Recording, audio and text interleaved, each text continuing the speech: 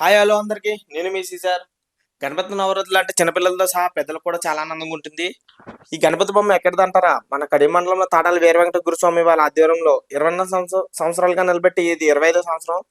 ఈ రోజు అయితే పూజా కార్యక్రమంతో మొదలు పెట్టారు. దీపారాధనతో మొదలైంది ఈ కార్యక్రమం. లైటింగ్ చూసారా? కన్నుల విందుగా కన్ను చూపే వరకు చాలా అద్భుతంగా ఆకర్షణీయంగా కనిపిస్తుంది.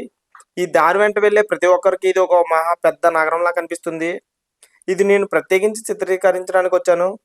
ఈ రోజైతే భక్తి శ్రద్ధలతో భజన కార్యక్రమం చాలా బాగా జరిగింది.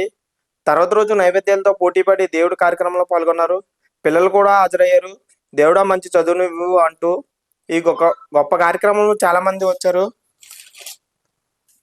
ఈ గురుగారు చాలా బాగా ఏకదంతయ్య అంటూ ఒక సాంగ్ లో అర్థాలను చెప్పుకుంటూ వచ్చారు. చెప్తున్నంతసేపు అందరిని ఆకట్టుకుంది ఆయన స్పీచ్.